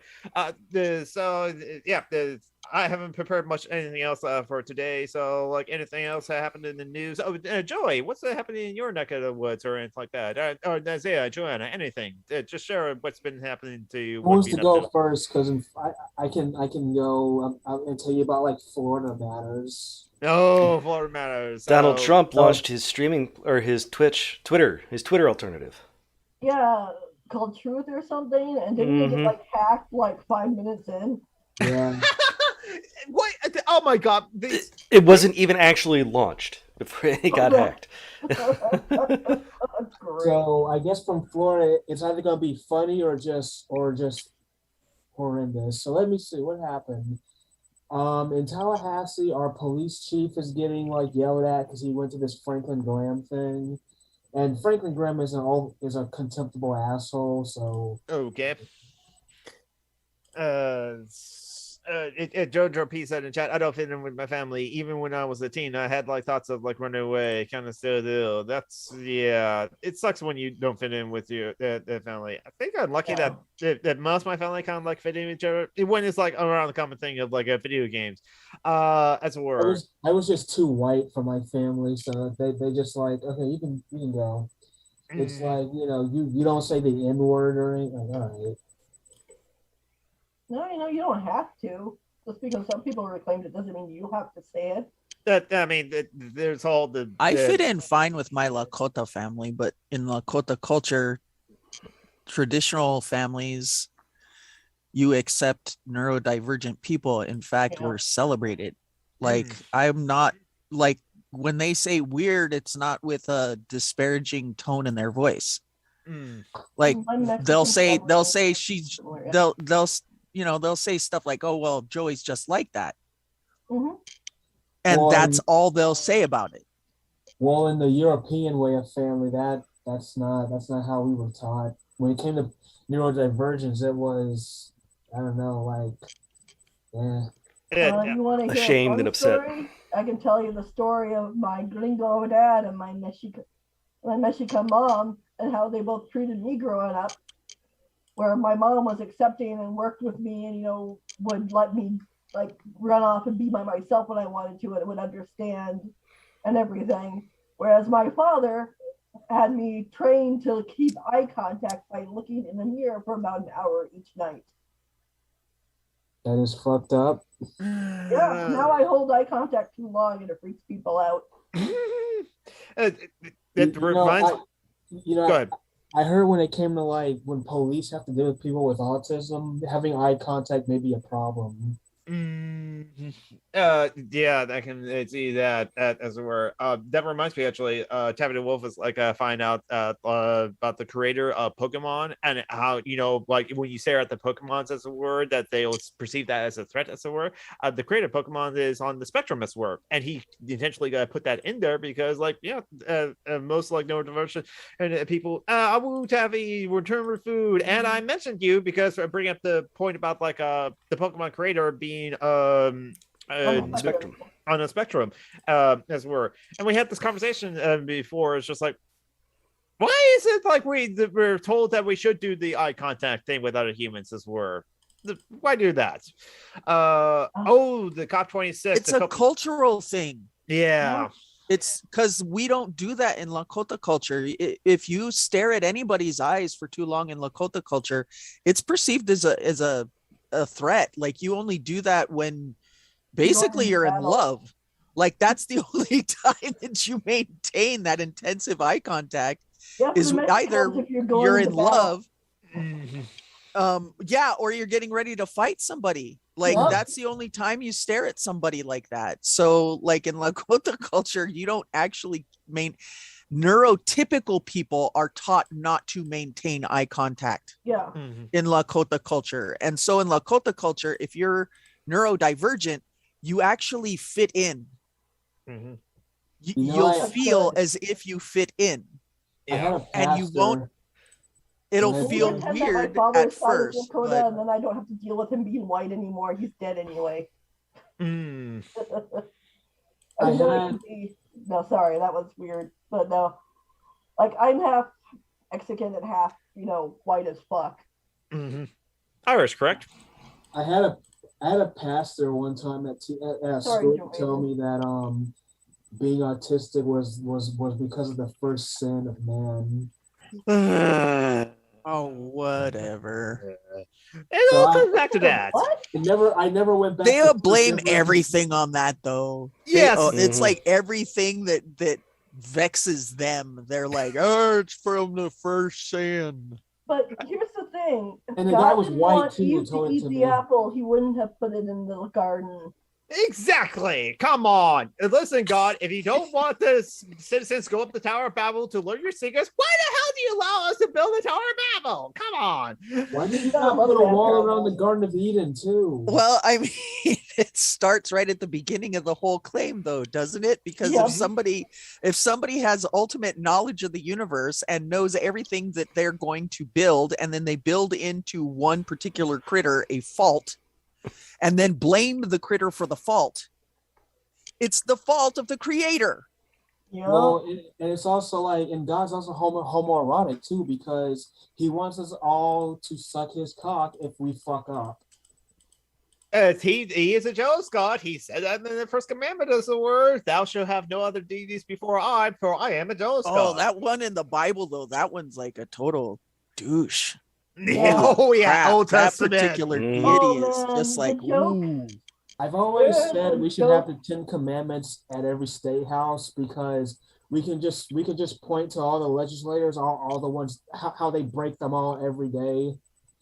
Thou shalt not kill, but then we have a huge killing military, like just okay. Well, it doesn't count if they're foreigners. Well, it's a powerful form of brainwashing. Yeah, I'm glad I just didn't buy into it.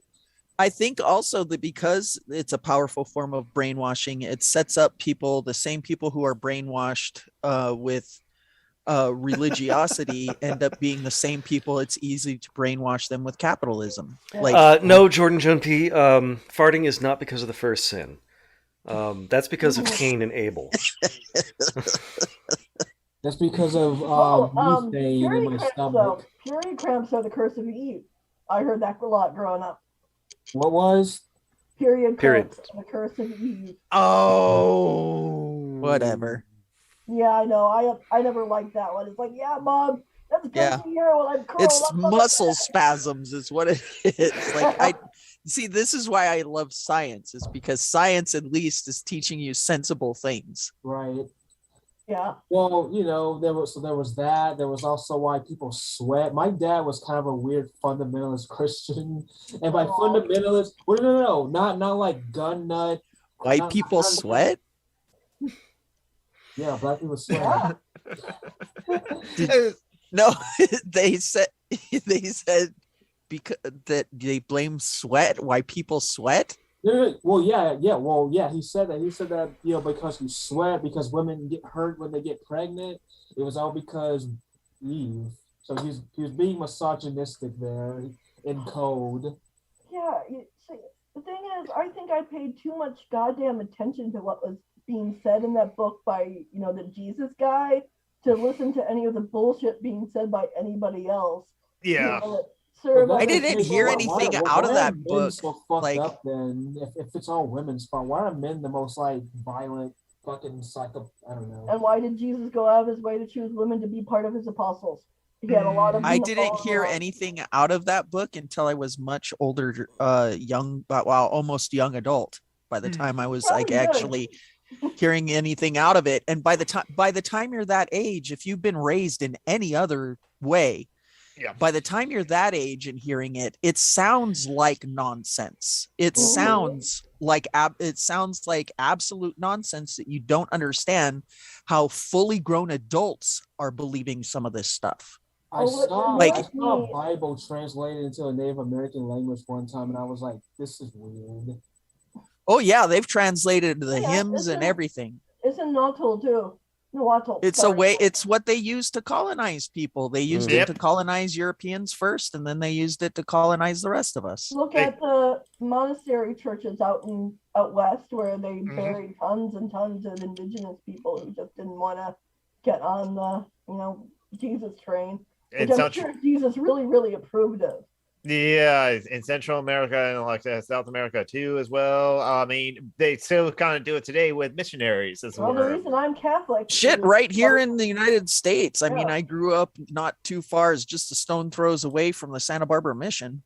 I mean, is Islam any better? Because like liberals sometimes just like they would focus a lot on Christianity shit, but I feel like we need to criticize like Saudi Arabia just as much. Saudi Arabia is terrible for a lot of reasons. Yeah. Exactly. The thing is, we criticize Christianity because we know about it. Yes, exactly. Right. When you criticize religions you're not a part of, because you end up going down very bad. I mean, you can generalize things like, well, if you take the fundamentalist of any religion, like if you look at what's happening in India.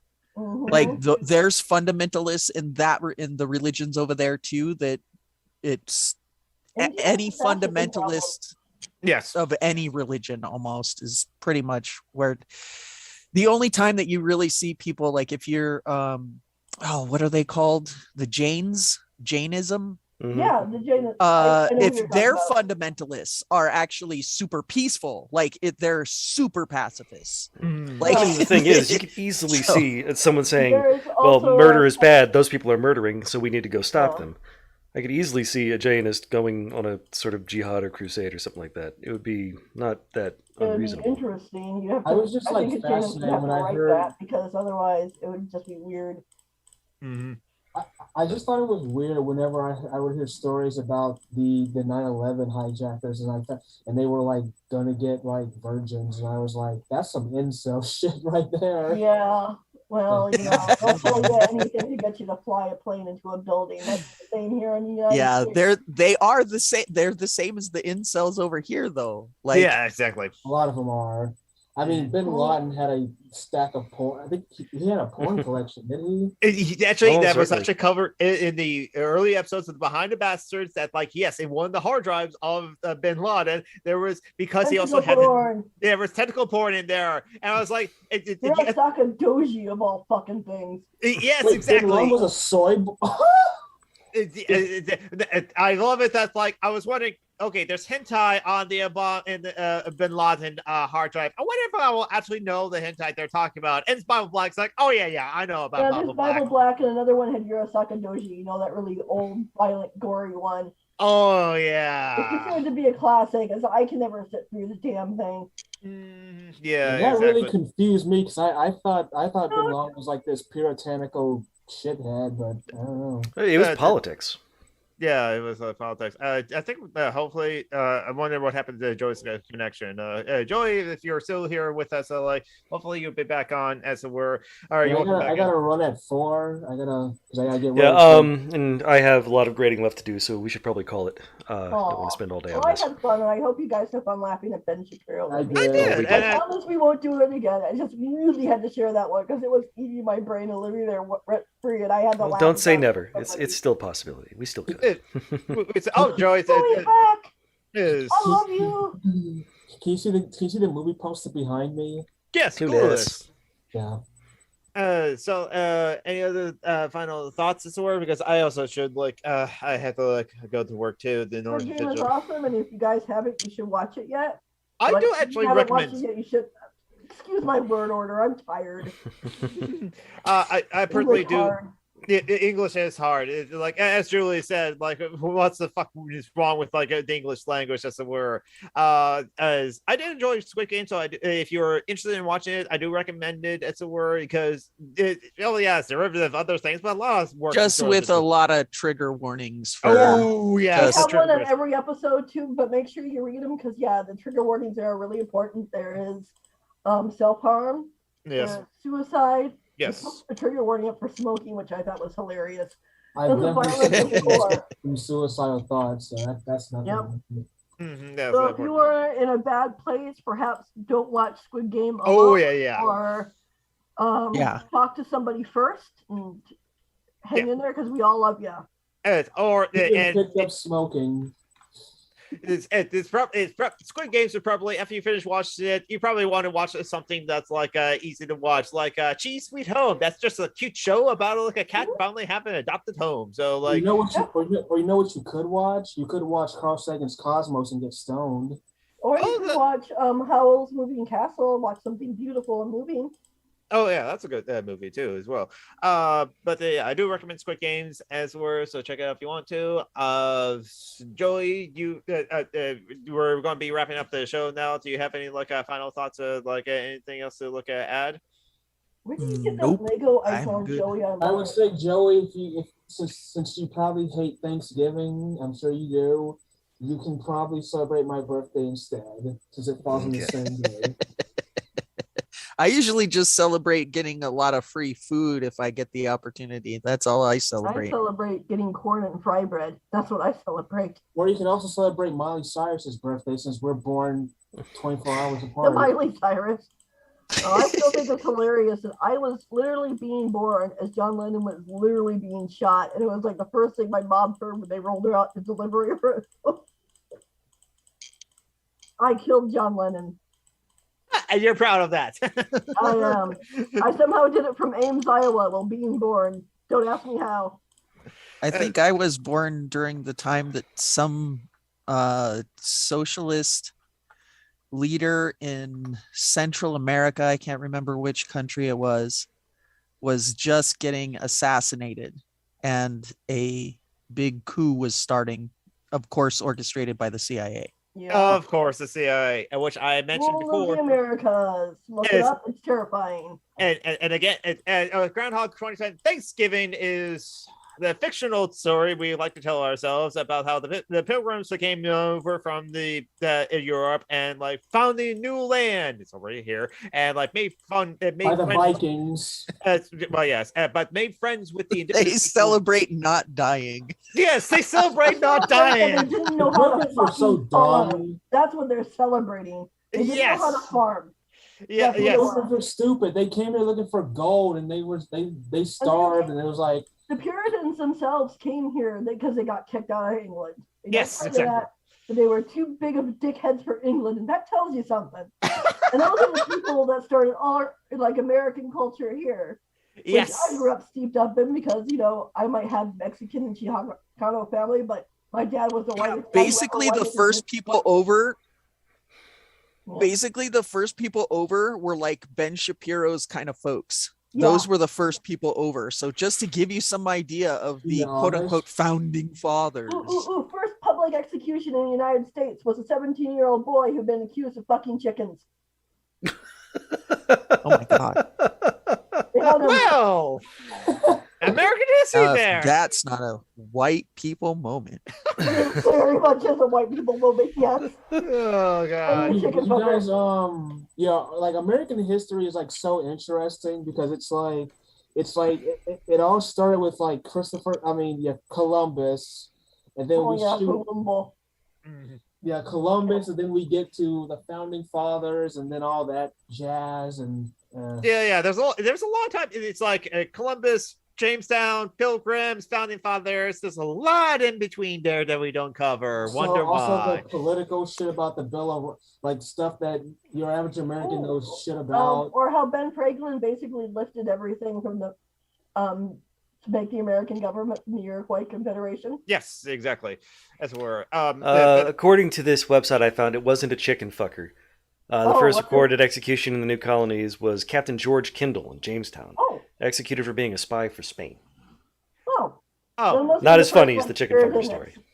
No. I'm going to celebrate Viking Day on November 25th. The chicken fucker was an antidote I heard ages ago. Nah, that's fair. But anyway, so like we're going to be like ending the show as well. So Joey Fire Lame Deer has a Patreon that's like you can at least give money to like Joey because they would definitely appreciate it. Also share my channel. Oh yeah, that's what I'm going to do right now. Our friend I am a hermit who doesn't do much, but I have like my own Discord server where I stream sometimes because my kiddo doesn't want me on Twitch because of the hate raids and stuff.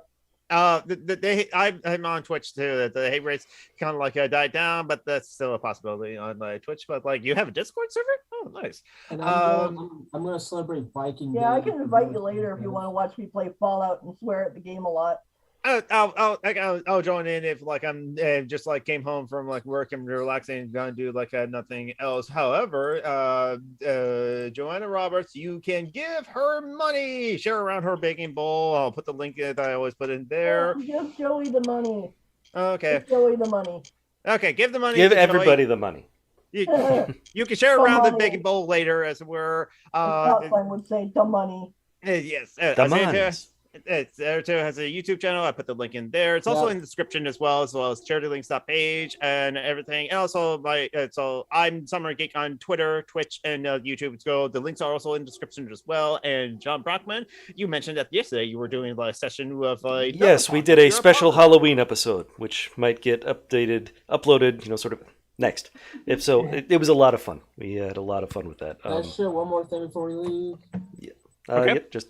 It's called DungeonsandDebacles.com. Dungeons and Debacles podcast. It's a lot of fun. Sorry, John. Yeah. Go ahead, Isaiah. So next Columbus Day, I'm gonna celebrate Viking Day instead, and I guess and since I'm not Scandinavian, I guess I'll just listen to ABBA all day. Burn the village. Viking was a job title. There were plenty of black Vikings, I'm sure. I can imagine that, yeah, actually. Because they sailed all over the damn place. Viking was a verb. Yeah. Makes sense. So Vikinger was the people who went Viking. Either ABBA or Björk. It's one of those two. So basically, you're going to be like a Viking by just listening to one of those like two recording artists and pretending to be a Viking on like October 12th. Basically. And that's how we're going to end the show. Because people are so fucking fragile. Like the U.S. Air Force posted on their Instagram Happy Indigenous Day. every jackass was like Happy Columbus Day. If the Bureau of Indian Affairs would have done it. Yeah. The Bureau of Indian Affairs is still a thing. Look into it. Yep. It still is. My mom has horror stories about it. Oh, you can tell us like next. We can invite you on next time too, for you to tell those horror stories about the. I'll have to look. Luckily, mom like me passes, so like the horror stories were from her who didn't. Oh. With the Bureau of Indian Affairs in the 1970s when they were pretty, lock up happy. Yep. Yes. That Joe, you can probably tell stories about that too as well. But that'll be for like another Social Justice Alchemy. So everyone, take care. Don't forget to medicate, hydrate, take care of yourself, practice self-care, masturbate if you want to, because remember it was like we just had Ace Week too. Because it's almost Muertos. Laters, comrades.